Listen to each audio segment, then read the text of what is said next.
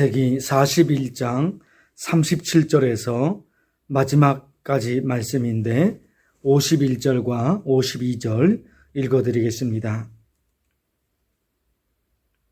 요셉이 그의 장남의 이름을 므낫세라 하였으니 하나님이 내게 내 모든 고난과 내 아버지의 온 집 일을 잊어버리게 하셨다 하며 차남의 이름을 에브라임이라 하였으니 하나님이 나를 내가 수고한 땅에서 번성하게 하셨다 함이었더라. 아멘. 창세기 40장에 보면 요셉이 억울한 누명으로 감옥에 갇혔을 때 애굽 왕의 수를 담당했던 관원장 꿈을 해석해 준 일이 있었는데 그때 요셉이 그에게 부탁했습니다. 내가 무슨 죄를 지은 게 있는 게 아닙니다. 억울하게 감옥에 갇혀 있습니다. 당신이 감옥에서 나갔거든 나를 꺼내 주십시오. 이렇게 요셉이 그에게 부탁을 했습니다. 요셉의 말대로 그 관원장이 감옥에서 풀려 나왔는데 그 사람이 요셉을 까맣게 잊어버렸습니다. 요셉은 애굽 왕의 수를 담당했던 관원장이 감옥에서 풀려났으니까 그 사람이 나를 꺼내줄 거다. 그렇게 생각하고 그가 언제 도와주려나 하루하루 기다리고 있었습니다. 그러나 정작 애굽 왕의 수를 담당했던 관원장은 요셉을 잊어버렸습니다. 요셉이 하나님에 대한 신앙이 없었던 것이 아닙니다. 하나님을 믿었기에 성실했고 하나님을 믿었기에 정직하게 살았습니다. 또 노예가 되었지만 그런 환경에서도 최선을 다해 살았습니다. 하나님을 믿었기에. 그리고 심지어 억울한 누명으로 감옥에 갇혔을 때도 그는 사람들에게 신뢰를 얻었습니다. 하나님에 대한 신앙이 있었기 때문에 어렵고 힘든 그와 같은 상황에서도 요셉은 성실하게 살았던 겁니다. 그러나 그도 사람이었기에 하나님에 대한 신앙이 분명히 있었지만 사람의 도움을 그도 기다렸던 것입니다. 우리도 힘들고 어려운 상황에서 하나님의 도우심을 기다리게 되고 또 때로는 누군가의 도움을 기다리게 될 때가 있습니다. 그런데 기다리고 또 기다리는데 도움의 손길이 보이지 않을 때가 있습니다. 하나님의 응답마저 보이지 않을 때가 있습니다. 지금이 그렇지요. 지금은 오랜 시간 기다릴 힘이 없습니다. 코로나로 그리고 기후변화로 견딜 힘이 없습니다. 지금 당장 하나님의 도움이 필요하고 지금 당장 누군가의 도움이 필요한 것입니다. 답답하죠. 지금 당장 하나님의 응답이 지금 당장 누군가의 도움이 필요한데 그 도움의 손길이 보이지 않습니다. 그래서 답답한 거죠. 그러나 정말로 이와 같은 때야말로 하나님의 말씀을 붙들고 싶습니다. 예레미야 29장 11절의 말씀, 여호와의 말씀이니라 너희를 향한 나의 생각을 내가 아나니 평안이요 재앙이 아니니라 너희에게 미래와 희망을 주는 것이니라. 하나님이 이스라엘 백성들에게 말씀하고 계십니다.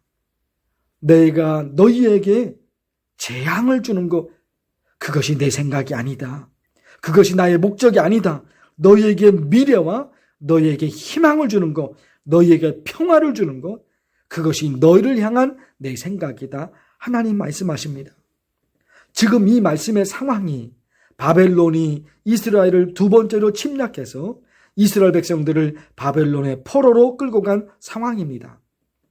그래서 바벨론이 이스라엘을 첫 번째로 침략해서 끌고 간 이스라엘 백성들과 그리고 두 번째로 침략해서 끌고 간 이스라엘 백성들이 바벨론의 포로로 있는 겁니다. 그들을 향해서 하나님께서 예레미야 선지자를 통해서 말씀하고 계시는 겁니다. 나는 너를 향한 내 생각을 결정했다. 너희에게는 미래가 있다. 희망이 있다. 바벨론 포로로 끝나지 않을 것이다. 다시 고향으로 돌아오게 될 것이다. 바벨론 포로로 끌려 있는 그 이스라엘 백성들을 향해서 하나님이 이와 같이 말씀하셨던 것입니다. 지금 많이 힘들고 어렵죠. 그러나 이것이 모든 것의 끝이 아닙니다. 하나님께서 우리에게 평화를 주시고 하나님께서 우리에게 미래와 희망을 주신 것, 그것이 우리를 향한 하나님의 생각이시고 그것이 우리를 향한 하나님의 뜻이라고 예레미야를 통해서 말씀하십니다. 우리가 그것을 믿는 겁니다. 마침내 하나님께서 요셉에게 어떻게 하셨습니까? 기다리고 기다려도 사람의 도움도 하나님의 도우심도 보이지 않았는데 마침내 하나님께서 요셉에게 어떻게 하십니까? 40절, 41절, 42절, 43절, 40절 보십시오. 너는 내 집을 다스리라. 내 백성이 다 내 명령에 복종하리니 내가 너보다 높은 것은 내 왕자뿐이니라. 애굽의 왕이 요셉에게 모든 것을 다 줍니다.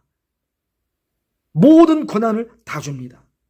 보세요. 또 바로가 또 요셉에게 이르되 내가 너를 애굽 온 땅의 총리가 되게 하노라. 하나님 이렇게 역사하셨습니다. 애굽의 왕을 통해서 요셉이 애굽의 2인자가 될 수 있도록 하나님 역사하십니다. 또 보세요. 자기에게 있는 버금수레에 그를 태우매 무리가 그의 앞에서 소리 지르기를 엎드리라 하더라. 바로가 그에게 애굽 전국을 총리로 다스리게 하였더라. 애굽 왕이 자기 다음으로 애굽 전체를 다스릴 수 있는 권력을 애굽 왕이 요셉에게 주었습니다. 이것이 하나님께서 요셉을 잊지 않으시고 요셉에게 역사하신 하나님의 은혜, 하나님의 축복이었습니다. 요셉이 결혼을 했습니다. 아들을 낳았습니다. 51절 보십시오.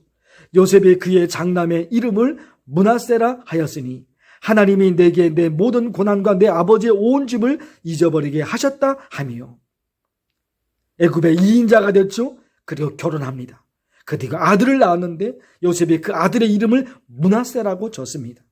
므낫세, 그 뜻은 51절에서 설명하고 있는 겁니다. 하나님이 내게 내 모든 고난과 내 아버지의 온 집을 잊어버리게 하셨다.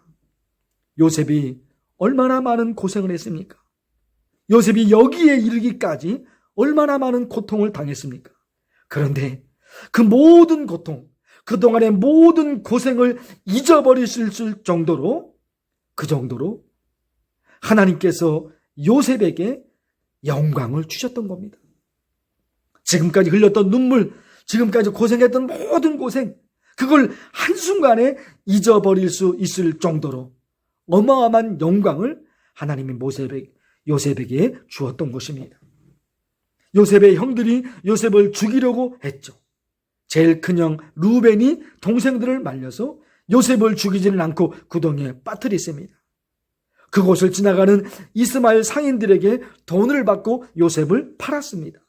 이스마엘 상인들이 요셉을 데리고 애굽에 가서 애굽 왕의 친위대장 보디발에게 돈을 받고 동생 요셉을 노예로 팔았습니다. 요셉은 형들에게 버림을 받았습니다. 노예가 되었고 또 억울한 누명으로 감옥에 갇히기도 했습니다. 그런데 그 모든 힘든 시기를 보내고 마침내 요셉은 애굽의 총리가 되었습니다. 그동안의 모든 고생을 한순간에 한꺼번에 잊어버릴 수 있을 정도로 지금 요셉이 하나님이 주신 영광을 누리게 되었던 겁니다. 52절에도 보실까요? 차남의 이름을 에브라임이라 하였으니 하나님이 나를 내가 수고한 땅에서 번성하게 하셨다 함이었더라. 둘째 아들을 낳은 거죠. 그 둘째 아들의 이름을 에브라임이라고 했습니다. 뜻이요? 하나님이 나를 내가 수고한 땅에서 번성하게 하셨다 함이었더라. 내가 고생한 이 자리에서 내가 잘 될 수 있도록 하나님께서 하셨다는 겁니다. 여기가 너무너무 싫어서 빨리 떠나고 싶었는데 여기서 잘 될 수 있도록 하나님이 하셨습니다. 이 고난에서 벗어나고 싶었는데 이 고난이 나를 잘되게 했습니다. 이 질병에서 벗어나고 싶었는데 이 질병이 나를 잘되게 했습니다. 하나님께서 요셉에게 그와 같은 은혜를 내리신 겁니다. 오늘 기도하고 싶습니다. 하나님, 요셉에게 일어났던 이와 같은 일, 요셉에게 일어났던 이런 기적이 내게도 일어나게 하옵소서. 간절히 기도하면 좋겠습니다. 주의 이름을 부르면서 간절히 기도합니다. 주여, 하나님 아버지, 요셉에 관한 말씀을 계속해서 보고 있습니다. 힘든 시기를 지났습니다. 그런데 하나님, 오늘 말씀에서 하나님이 요셉을 어떻게 하셨습니까? 애굽의 왕이 요셉을 애굽의 제2인자로 삼을 수 있도록 하나님이 그렇게 역사하셨습니다. 그 요셉이 결혼하여서 아들을 낳습니다. 그 이름을 므낫세라고 지었고 그 이름을 에브라임이라고 지었습니다.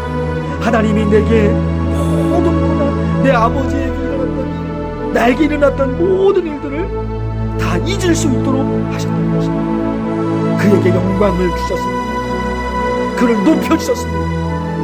그 순간 그동안 그가 고통했던 모든 것을 한순간 다 한꺼번에 잊어버리실 줄 하나님이 요셉을 애굽의 2인자로 하나님이 그렇게 만들어 주셨던 것입니다. 둘째 아들 이름을 에브라임으로 지냈습니다. 지금 그 땅, 그 수고한 땅에서 하나님이 번성할 수 있도록 하나님이 그렇게 역사하셨던 것입니다. 이 자리가 너무너무 싫었던 것입니다.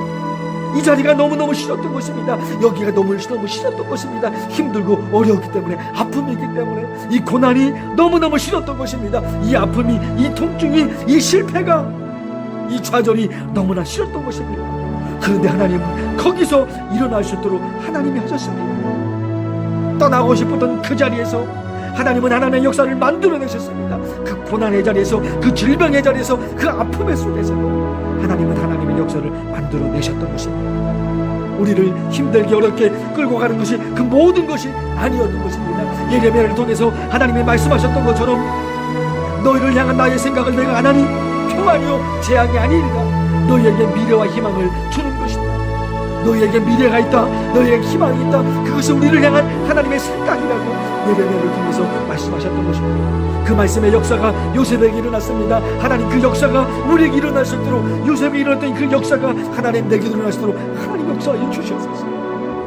요셉이 하나님의 도우심과 그리고 사람의 도움, 그 관원장의 도움을 기다렸습니다. 기다리는데도 그 도움이 보이지 않았습니다. 사람의 도움이, 하나님의 도우심이 보이지가 않았던 것입니다. 그러나 마침내 하나님은 요셉을 버리지 않으시고 역사하셨습니다. 그와 같은 역사가 오늘 우리에게 일어날 줄로 믿습니다.